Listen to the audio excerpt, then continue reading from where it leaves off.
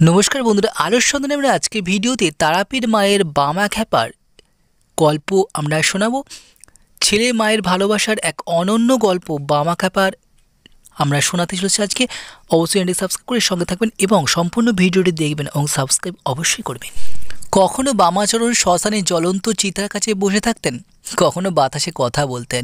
এভাবেই তিনি বয়ঃসন্ধিতে পৌঁছেছেন। তার বিরোধিতার কারণে তার নাম বামাচরণ থেকে বামা খ্যাপা হয়। খ্যাপা মানে পাগল, অর্থাৎ গ্রামবাসীরা তাকে পাগল বলে অভিহিত করতেন। পশ্চিমবঙ্গের একটি গ্রামে বামাচরণ নামে এক শিশুর জন্ম হয়। সন্তানের জন্মের কিছুদিন পরেই তার বাবা মারা যান। মাও গরিব, তাই সন্তান লালন পালনের সমস্যা এসেছিল। তাকে তার কাকার কাছে পাঠানো হয়। মামা থাকতেন তারাপীঠের কাছে এক গ্রামে, যেমনটি সাধারণত অনাথদের ক্ষেত্রে হয়। গ্রামের শ্মশানে আসা সাধু বাবাদের সাহচর্যে থাকতে থাকতে বামাচরণেরও দেবীর প্রতি ঝোঁক বাড়তেই থাকে। এখন সে তার মাকে বড় মা বলে ডাকে। কখনো বামাচরণ শ্মশানে জ্বলন্ত চিতার কাছে বসে থাকতেন, কখনো বাতাসে কথা বলতেন। এভাবেই তিনি বয়ঃসন্ধিতে পৌঁছেছেন। তার বিরোধিতার কারণে তার নাম বামাচরণ থেকে বামা খ্যাপা হয়। খ্যাপা মানে পাগল, অর্থাৎ গ্রামবাসীরা তাকে অর্ধ পাগল মন করত। নিজের নামের সাথে পাগল নাম জুড়ে দিয়েছিলেন তারা। সেই দিনটি ছিল ভাদ্র মাসের শুক্লপক্ষের তৃতীয়া তিথি, মঙ্গলবার। ভগবতী তারার সিদ্ধির জন্য চূড়ান্ত সিদ্ধ মুহূর্ত। তখন রাতের সময় বামাখ্যাপা জ্বলন্ত চিতার পাশে শ্মশানে বসছিল। যখন নীল আকাশ থেকে আলো ফুটে চারিদিকে আলো ছড়িয়ে পড়ে, সেই আলোকে বামাচরণ মা তারার দর্শন পেয়েছিলেন। কোমরে বাঘের চামড়া পরা, এক হাতে অস্ত্র, এক হাতে মাথার খুলি, আর এক হাতে নীল পদ্ম ফুল, আর এক হাতে খড়গ। মা তারা মাথায় হাত রাখতে বামাখ্যাপা সেখানে সমাহিত হয়। সমাধি অবস্থায় তিনি 3 দিন ও 3 রাত শ্মশানে অবস্থান করেন। 3 দিন পর জ্ঞান ফেরে এবং জ্ঞান ফেরার সাথে সাথে বামা চিৎকার করে এদিক ওদিক দৌড়তে থাকে। গ্রামবাসীরা নিশ্চিত হয় যে বামা সম্পূর্ণ পাগল হয়ে গেছে।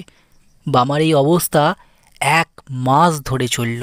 কিছুদিন পর ভগবতী তারা সেখানকার রানীর কাছে স্বপ্নে আবির্ভূত হন এবং তাকে নির্দেশ দেন যে শ্মশানের কাছে আমার জন্য একটি মন্দির তৈরি কর এবং বামাকে পুরোহিত কর। পরদিন থেকে মন্দিরের নির্মাণ কাজ শুরু হয়। কিছুদিনের মধ্যেই মন্দিরের কাজ শেষ হয় এবং বামাকে মন্দিরের পুরোহিত করা হয়। বামা খুব খুশি হয়েছিলেন, কারণ তার বড় মা তার সাথে আছে। তাই অনেক পাণ্ডা অর্ধ পাগলকে এমন মন্দিরে পুরোহিত বানাতে কিন্তু পছন্দ করেননি। তারা বামাখ্যাপাকে তাড়াবার পথ খুঁজতে থাকে। বামাখ্যাপার কাজগুলো ছিল অদ্ভুত। কখনো কখনো সারাদিন পুজো করতেন, কখনো কখনো 3 দিন বা 2-3 পুজোই করতেন না। কখনো দেবীকে মালা পরাতেন, আবার কখনো নিজে পড়তেন। এই প্রক্রিয়াগুলি কোনোটি পুরোহিতদের মতে শাস্ত্রীয় পূজা পদ্ধতির সাথে মিলত না। তারপর একদিন এমন হলো যে যখন প্রসাদ তৈরি হলো এবং মন্দিরে পৌঁছানোর পরে দেবীকে ভোগ নিবেদনের আগে বামাখ্যাপার মনে চিন্তা এলো যে এটি স্বাদ নেওয়ার এবং এটি মায়ের খাবারের যোগ্য কিনা তা জানার। এরপর তিনি কী করলেন? এরপর তিনি আর কোনো চিন্তা ছিলেন না। প্রসাদের থালায় হাত ঢুকিয়ে মুখে দিলেন স্বাদ নিতে। চেখে দেখার পর যখন ঠিক মনে হলো, তখন বাকি প্রসাদটা তিনি মাকে দিলেন। এত বড় সুযোগ পণ্ডিতরা কেন হাতছাড়া করবেন? বামা দেবীর প্রসাদ খেয়েছেন বলে তারা তোলপাড় সৃষ্টি করে।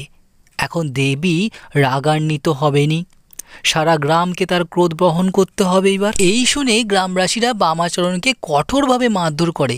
তাকে শ্মশানে নিয়ে গিয়ে ফেলে দেওয়া হয়। মন্দিরটি পুরোহিতদের দখলে চলে যায়। তিনি শুদ্ধিকরণ এবং সমস্ত প্রক্রিয়া করেছিলেন। ওই দিন পুরোহিতদের কথা মতো পুজো হয়। ওদিকে যখন জ্ঞান ফিরল, তখন বামাখ্যাপা মায়ের উপর রেগে গেল। আমি কি দোষ করেছি যে আপনি আমাকে মারধর করলেন? আপনাকে দেওয়ার আগে খাবারটি সুস্বাদু কিনা তা পরীক্ষা করছিলাম। এতে আমার কি ভুল ছিল? আমি আপনাকে সুস্বাদু খাবার দেওয়ার চেষ্টা করেছিলাম এবং চেয়েছিলাম আপনি ভালো স্বাদের প্রসাদ পান। স্বাদ খারাপ হলে ফেলে দিতাম, কিন্তু তুমি অকারণে আমাকে মারধর করেছো। আমি এখন আর তোমার কাছে আসবো না। বামার অবস্থা ছিল ঠিক যেমন শিশুরা তাদের মায়ের উপর রাগ করে কোনো কোণে লুকিয়ে থাকে, তেমনই বামাচরণ তার মায়ের সম্পর্ক ছিল মা ছেলের মতো। তারা মা তার সন্তানের যন্ত্রণা সইতে পারেননি। সেই রাতেই রানীর স্বপ্নে দেখা দিলেন মা। রাগান্বিত মা রানীকে ভর্ৎসনা করল, তোমার পুরোহিতরা আমার ছেলেকে আঘাত করেছে, আমি তোমার মন্দির ছেড়ে চলে যাচ্ছি। এখন তোমাকে তোমার রাজ্যকে আমার ক্রোধ সইতে হবে। তুমি যদি তা এড়াতে চাও, কাল আমার ছেলেকে ফিরিয়ে এনে মন্দিরে পূজার দায়িত্ব দাও, নইলে পরিণতি ভোগ করতে প্রস্তুত থাকো। রানী আতঙ্কে বিছানায় উঠে পড়ল। রানীর রাত্রি যাপন করাও কঠিন হয়ে পড়ল। সারা রাত জেগে কাটালেন তিনি। পরের দিন তিনি মন্দিরে ছুটে গেলেন। সম্পূর্ণ তথ্য পাওয়ার সাথে সাথে রানী তার লোক নিয়ে মন্দিরে পৌঁছে যান। তিনি সমস্ত পাণ্ডাকে তিরস্কার করলেন এবং তাদের মন্দিরে প্রবেশ নিষিদ্ধ করলেন। তিনি তার ভৃত্যদের আদেশ দিলেন যত তাড়াতাড়ি সম্ভব বামাখ্যাপাকে নিয়ে আসতে হবে এখানে। তারা বামাখ্যাপাকে খুঁজতে লাগলো সর্বত্র। এক ভৃত্য বামাখ্যাপাকে গুহায় বসে থাকতে দেখে কিন্তু তিনি ফিরতে রাজি না হয় ভৃত্য গিয়ে বিষয়টি রানীকে জানালেন। অবশেষে রানী নিজেই পৌঁছে গেলেন গুহায়। বামা তার উপর রাগ প্রকাশ করল, কিন্তু তার শিশুসুলভ স্বাচ্ছন্দ্য দেখে রানীর মনও ভালোবাসায় ভরে গেল।